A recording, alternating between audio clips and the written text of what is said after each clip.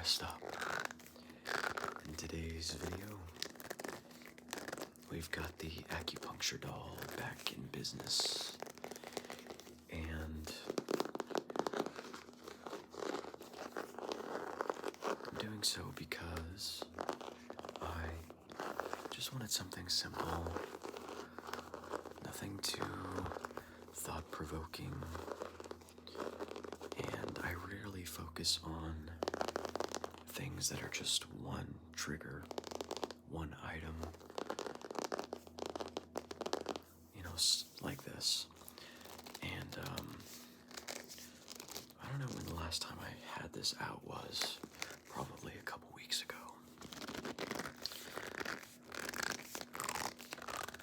But is it really one trigger if you can do so many different sounds with it? At least three, right? We've got the gripping sound, we've got the kind of scratching sound, and of course the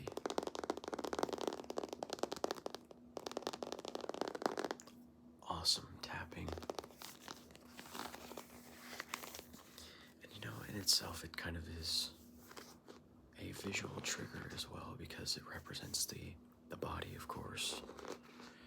And you can kind of imagine, I think even more so than a pillow, someone scratching from your scalp,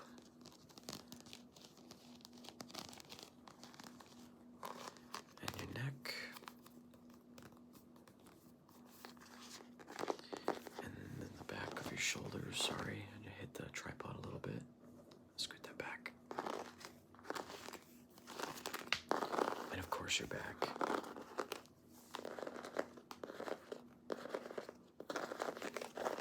So it's kind of 4 in 1. My PC just shut off. Also, did you notice? Maybe my PC's the key. You see how it lights up the yellow pathways? I don't know what these are. These are not actual neural pathways. These are simply acupuncture stuff.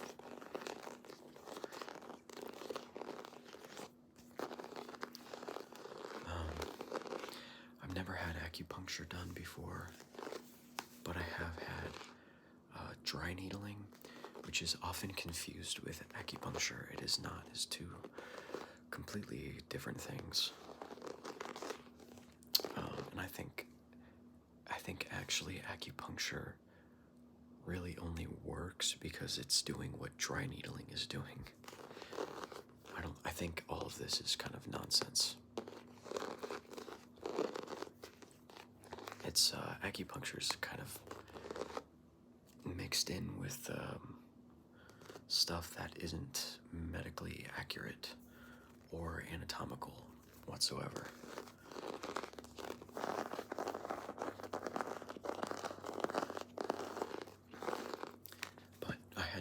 I've had dry needling. I want some more dry needling done.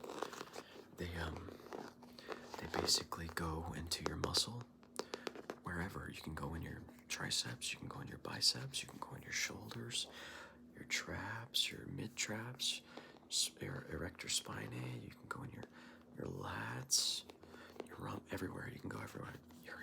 Your hips. I've had it done in my hips right about there. That would be the, what is that? What is that muscle? I mean, obviously you have your gluteus maximus and, is it minimus? Why can't I think of what this is? Why do I want to say it's not tensor fasciolata. What do I want to say? What is that muscle?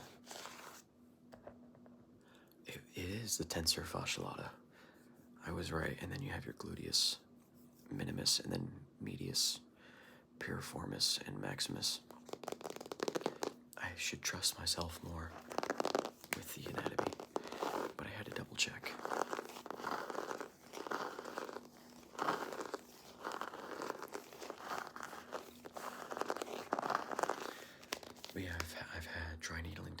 basically take a needle.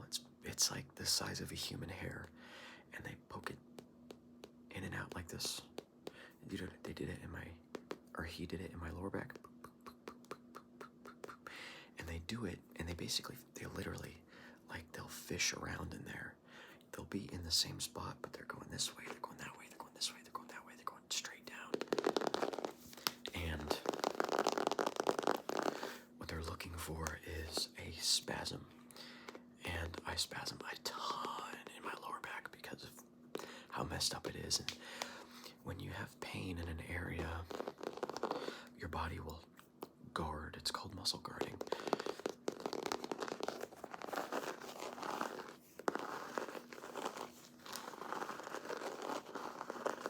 And it's basically just your muscle tightening up.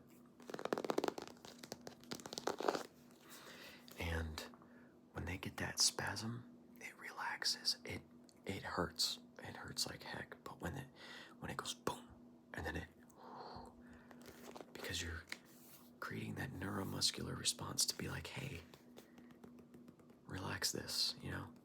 It flexes and then it relaxes. And it's amazing. I recommend this to a lot of people that have never had manual physical therapy, because oftentimes they, oh, I've gone to a chiropractor, I've done all this. That's not going to do anything, especially long term. You do your dry needling, right?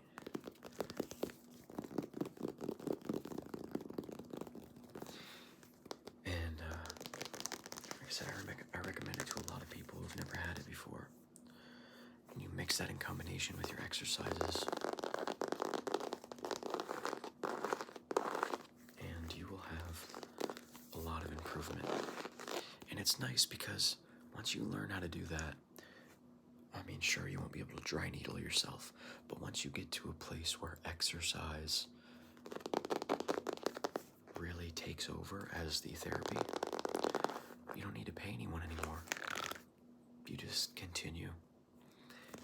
Progressive overload, you increase the intensity, you increase the repetitions, and then you kind of maintain. And one of the things that I used to do for my lower back, it would help me warm up my glutes, especially that tensor fasciae lata, because that's where, that's your hip muscle that I have a problem with, and that a lot of people have a problem with, and it ties in with your glutes. I would lay on my side like this, and then you take this leg and you straight leg raise, just straight up 7 times. This is called 7-way hips. You do that 7 times, lift it up, pop, pop, pop. And then this is just a different view, and then you kick it forward. You're staying in the same level, the same plane, so you're kicking your foot out this way, like a leg raise up to like a 90-degree angle, and then you kick it back. You're kicking your heel back, keeping a straight leg, 7 more times. And then you do full swing, like you're doing like this, 7 times. And then you're doing mini circles forward 7 times, mini circles back 7 times, big circles backwards 7 times. And then you bend your knee up like this to your chest. And then when you get up, when you get your knee bent all the way up, you kick it out. It's called like a bicycle almost. And then you roll back over. And then you up, out,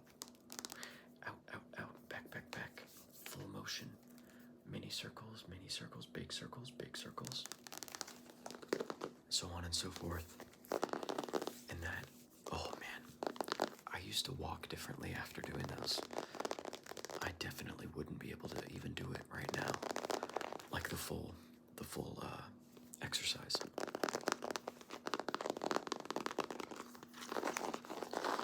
But if you have a bad lower back, try those out. Your hips are going to be sore as all get out. But I was going to say, you'd be amazed. I remember getting dry needled, and I would do my exercises at the clinic. And then I would drive home, which is about a 30-minute drive. And by the time I got out of my car, my lower back, just from the dry needling, would actually feel like I did a trillion deadlifts. It would be that sore. But it was amazing because it was sore because it was able to relax. And just, if you haven't done dry needling, you know, not every physical therapist is the same skill level, but if you can find a good one, you have to be actually certified to do dry needling, because it can be dangerous for obvious reasons, you know. If you poke something that you're not supposed to poke, that's not good news. Anyways, try those hip exercises out. There's something called a hollow hold. Also, these are a little bit harder. I could never do them. You lay on the floor, and you basically try to lay your back as flat on the ground as possible, okay? So you're gonna rotate your hips to where your back is flat. And you don't wanna have any see-through, okay? You don't wanna be able to see light between you and the floor, so you remove that space. Now, after you've done that, you're gonna lift your legs a little bit, and you're gonna lift and contract here. So you're kind of like a canoe. You're just gonna bend just enough to remove that space. Arms down at your sides, legs off of the floor, and then your upper off of the floor, and you're just gonna try to hold. You're gonna try to hold that hollow body position. And that's really difficult to do. And there's even a rocking version, so you still maintain that flat back, but you rock. And I think those are a little easier, the rocking version,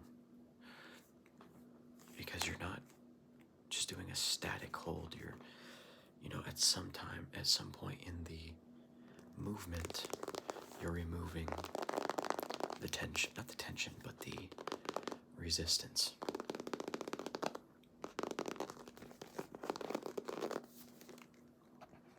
Sorry, I was getting a call.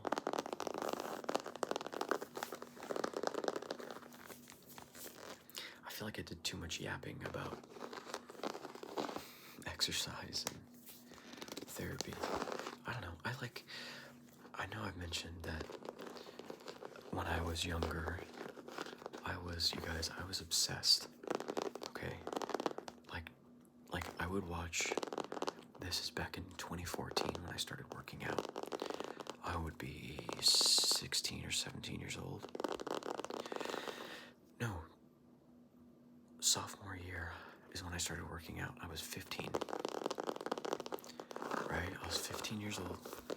And every day when I got home from school, I would watch Chris Jones' Physiques of Greatness. I would watch Matt Ogus. I would watch Jeff Side. Not Jeff Side. Wow, that's really disrespectful. I would watch Jeff Side, but that was a little bit later on. I would watch Aziz.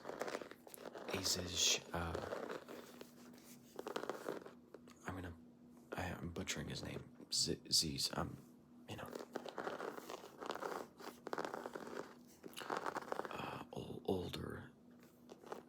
Ziz videos, because he'd already passed away at that point. Who else would I watch? I would watch the Hodge twins were the first exercise channel that I watched. And then I think Rich Piana, rest in peace.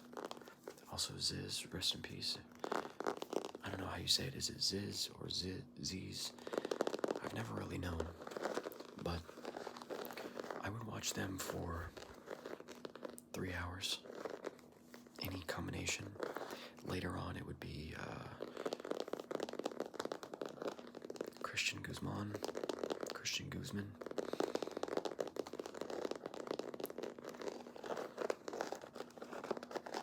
Who else would I watch? Mark Loblighter.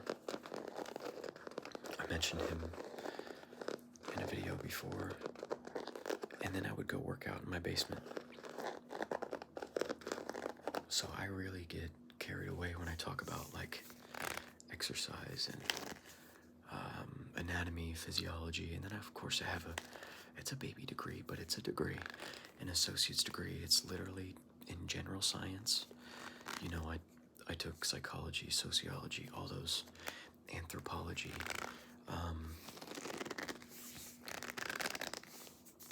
classes, but my main focus was in the prerequisites for respiratory therapy.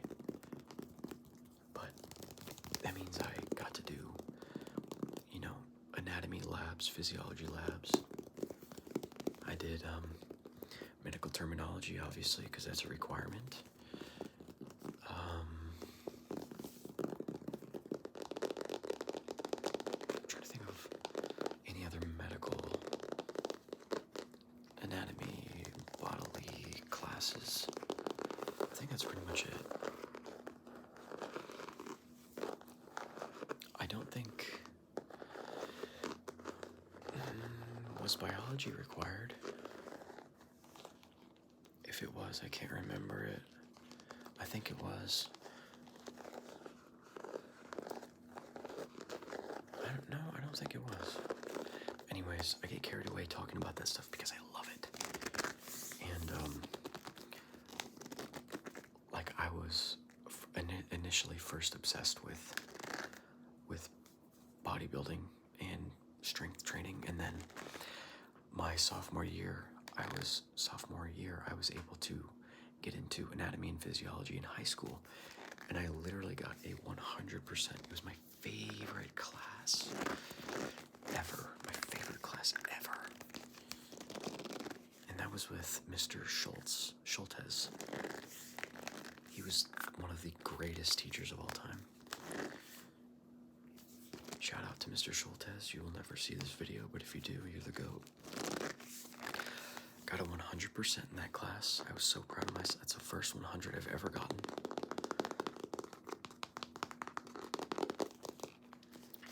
And at that point, I started really training with physiology in mind. So I'm like, okay, if this bends this way, then doing it with this variation doesn't make any sense if I'm targeting this muscle.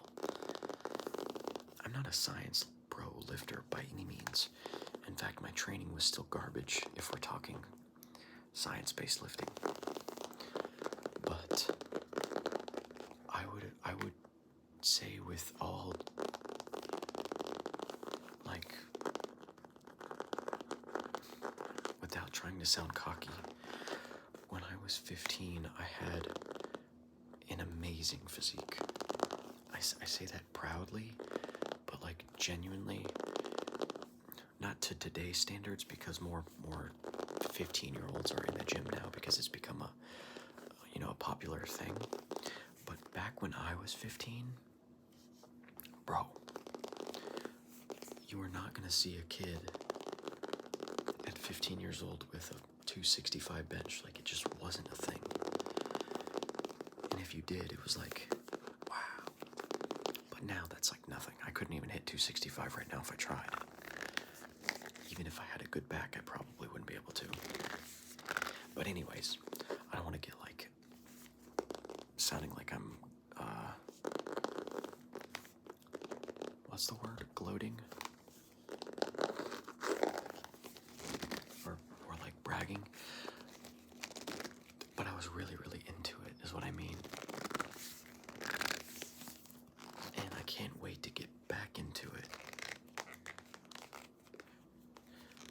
I was a kid, my favorite thing, and I couldn't go to sleep unless you tickled my hand. So my mom would tuck me in, and I would just open my hand, and she would tickle the palm of my hand, just like that, until I fell asleep. And my grandma would have to do the same thing when I was a toddler, and she would rock me in the chair and sing to me, or read stories, or tell stories. And I would be like, hey man, listen, I ain't going to sleep until you rub my palm.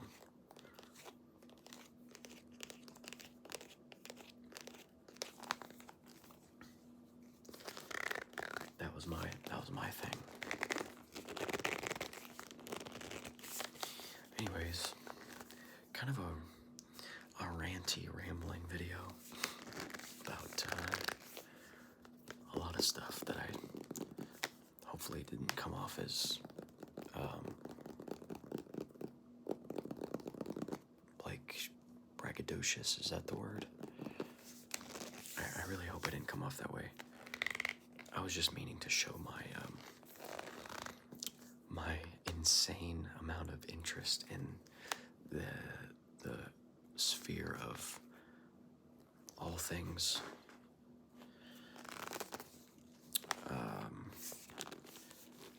anatomical, I guess you could say. You know, and I was only mentioning my strength as a kid because I think it showed like my interest and my dedication to it. That's all that I was trying to do. And now I'm at the point where I'm like trying to justify. You guys know the drill. I say something and then I backtrack and then I try to explain myself, and then you guys comment like, bro, chill out. You're good. You're fine. We all have anxiety, bro. Overthinking, final boss. Hopefully I did the triggers enough. I feel like when I talk a lot, I don't do the triggers enough. Can you guys let me know if I do that, like, and be genuinely serious? Like, do I need to focus more? I don't know if that's possible for me. Anyways, T-minus 23 hours. Thank you guys so much for watching and for your support. Oh my gosh, we hit 15K. I totally forgot to say it. Thank you guys from the bottom of my heart for 15,000 subscribers.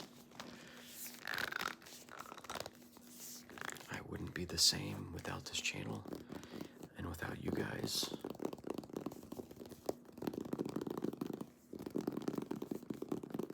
You know, I help you guys sleep and relax, but you guys, I've always said it, you guys help me have a purpose.